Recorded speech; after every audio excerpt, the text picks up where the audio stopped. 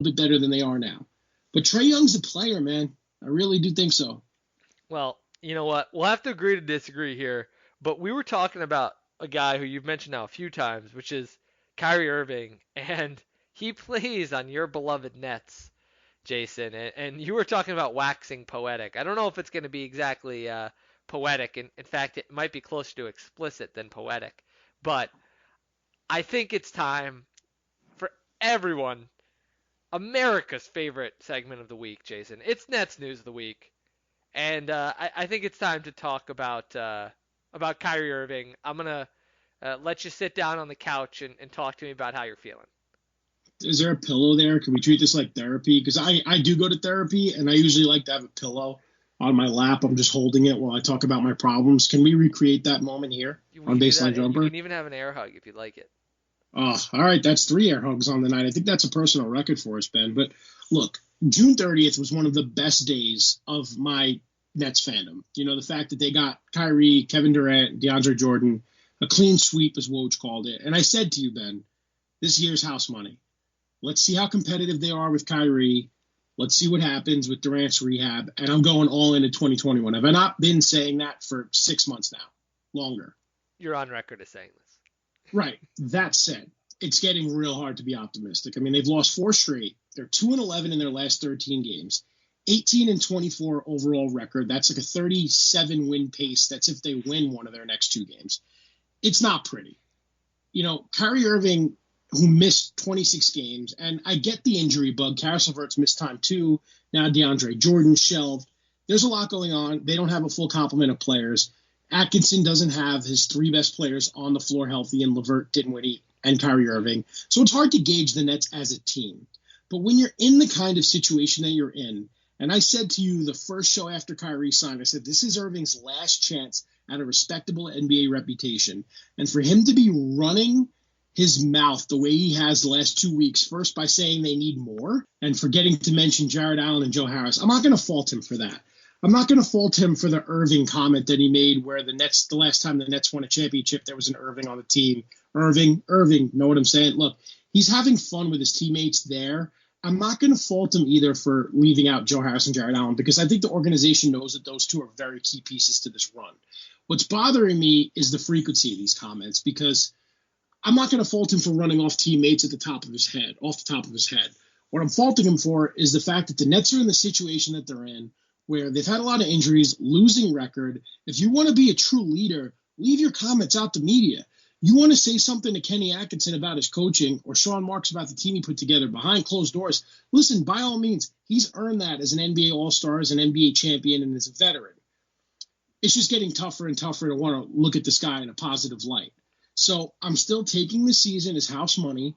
I want to see how he acts when Kevin Durant's healthy because I truly believe if there's no Kyrie, there's no KD in Brooklyn. So I think the Nets are doing everything they can to make it work. But the comments you just got to stop.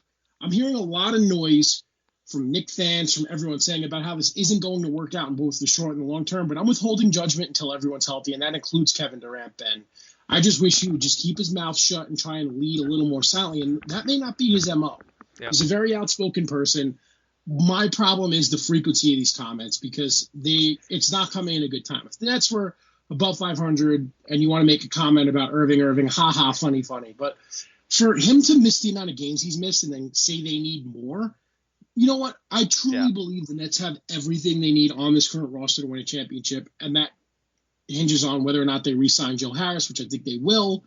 They have everything they need because I've been making this argument. The guys that are starting right now, Taurean Prince, Garrett Temple, Spencer Dinwiddie, those are all second-unit guys the second that Durant's healthy. You could start Kyrie Irving, Karis LeVert, Joe Harris, Kevin Durant, Jared Allen. Off the bench, you have Temple, Prince, Dinwiddie, Claxton, Kurucs, Jordan, Wilson Chandler. That is a championship caliber team if everyone's healthy. The problem is without KD, the Nets haven't been healthy. So I want to get your thoughts on the Kyrie comments. I'm not happy about them, but I'm also not trying to drive myself too nuts. I mean, at what point is it?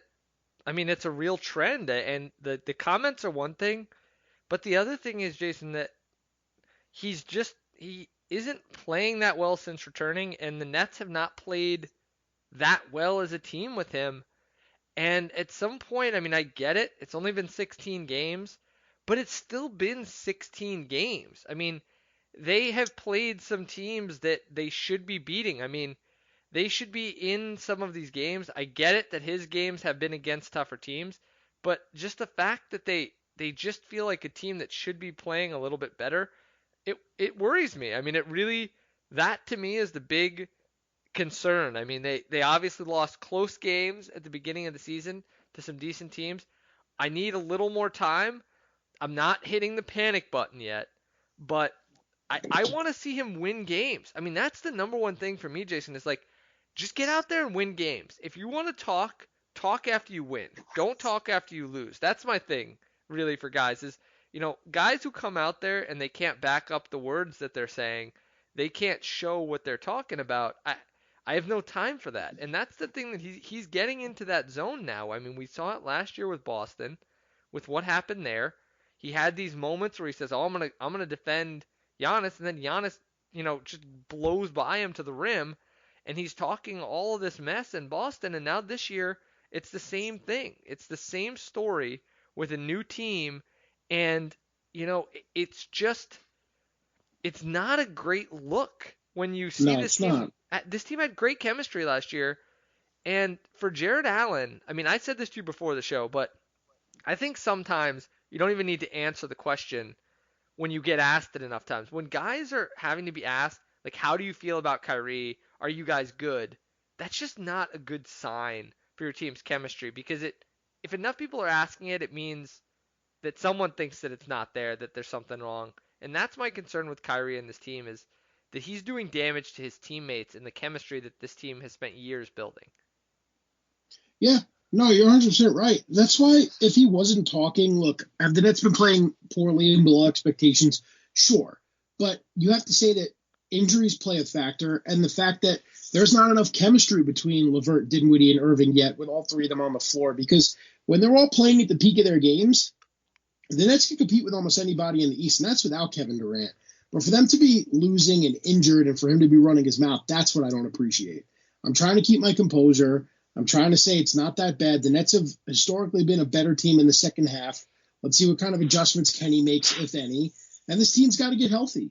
I think the more losing the Nets do, the less likely Kevin Durant makes a surprise return. I think all the marbles are on next year. You re-sign Joe Harris and you go to war with what you have. What I don't want is Irving saying enough in the media to where Sean Marks forgets his mortals from the past 4 years that he's been in Brooklyn and starts bringing in guys that Irving wants, because that's not something I'll appreciate. Irving and KD are here, and they're superstars, but they have to blend into Brooklyn's culture. And I will say this. They're having a season ticket holder event at Barclays Center tonight, since they're off till Thursday when the Lakers come to town. And both KD and Kyrie are there. They're doing their due diligence. They're meeting with season ticket holders, and that shows that they're invested in the organization. I just want to see what happens when Irving's healthy. Maybe he gets that procedure done in the offseason on his shoulder, misses the Olympics. KD comes back from that Achilles, and they go to war. But now's not the time to make comments. That's my problem. And because of his reputation, everyone's going to keep talking every single time Kyrie says something. And the other thing I want to see, Jason, and this is something that has been sorely lacking the past couple of years, and there's been some major highlights of it. I want to see Kyrie do it against the good teams. Because if you look over the way he's played this year, he's lighting up some of the not so good teams. I mean, even since he returned, he played great against the Hawks. He did have a good game against the Jazz, but when you look back at his season, his good games are coming against the bottom feeders.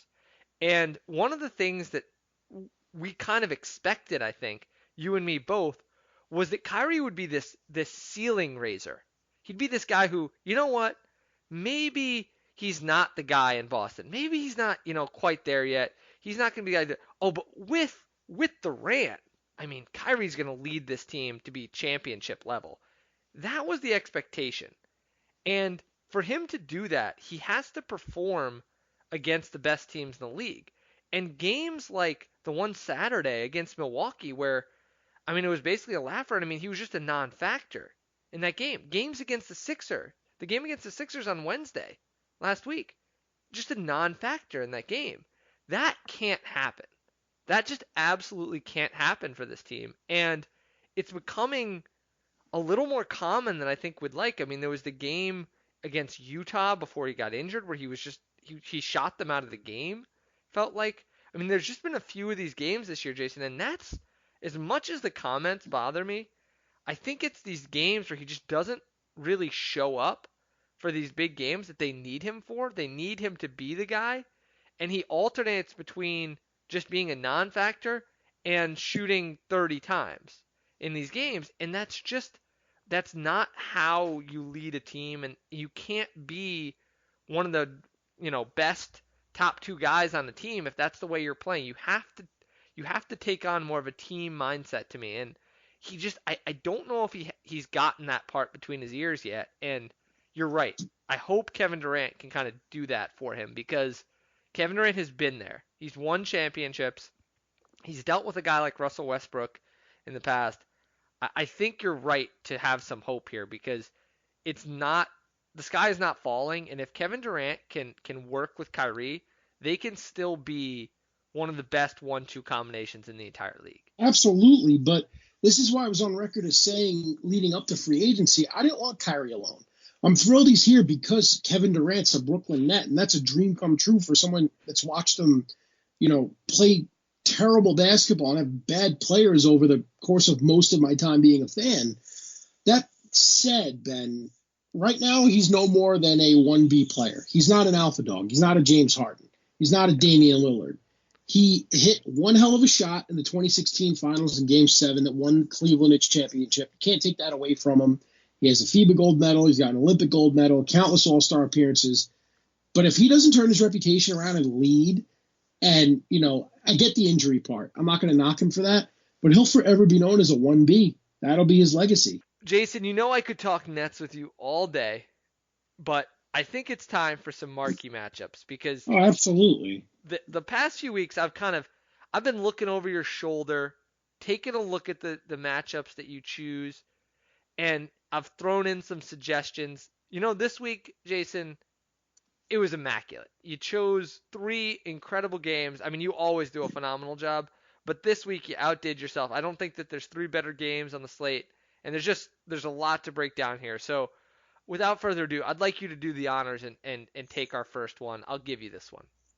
So we spoke about this at length at the top of the show, but it's Spurs at Pelicans, Wednesday the 22nd, tonight, if you're listening to this on Wednesday. It's a good test. Greg Popovich coming in and being the first defensive scheme that Zion will face. I think it's a great test for him. And I think all eyes will be on the Crescent City on Wednesday night, getting ready for Zion's NBA debut. And it's going to be a big one. I mean, we talked about it at length earlier, but I think the Spurs are a good initial test for Mr. Williamson. Yeah, they got to put some David Bowie Let's Dance going on right as this game starts. But the game that I'm the most excited about, I think, Jason, are the Los Angeles Clippers traveling to Miami to play the Heat on Friday. This is going to be a fun game just because there are some real gamers in this one. If the Clippers play their guys in this one, the Heat are known to kind of bring out the best in some of these teams because they really, really play hard. So I'm excited to watch this. I'm excited to see Jimmy Butler try to defend some of those guys, and I feel like that's going to be a good game. But there's one that might be even higher profile, Jason, and you've got it at number 3. Yeah, I'm excited for Clippers Heat, definitely. Elton Brand and Alonzo Mourning banging in the paint. Just kidding. This isn't 2001. No, the Lakers in their trek to the Atlantic Division after coming off that loss against Boston. I think they handled both the Knicks and Nets with ease this week. And then you have Lakers at Sixers, which could be a potential finals preview. I think if Ben Simmons starts to get his shooting in gear, had a great game on Monday against the Nets. So I think that's a great way for the Lakers to end their Eastern Conference swing. And it's a real tough test for both of these teams who could wind up meeting in June. Yeah, no, absolutely. I think that's going to be a great one. And we're just looking forward to seeing all of these games. And Jason, I'm looking forward to previewing all of them with you, watching all of them, talking about them, and getting to do our All-Stars next week. So everyone, make sure you tune in next week and every week, because next week we're going to do our full All-Star ballots. We're going to go over, who we think should make it and why. And we're really going to be focusing on that next week. So remember to listen in. Remember to subscribe, rate, and review. 5 stars if you can. I'm not going to say please. I'm going to ask the people kindly. And without any further ado, Jason, we're going to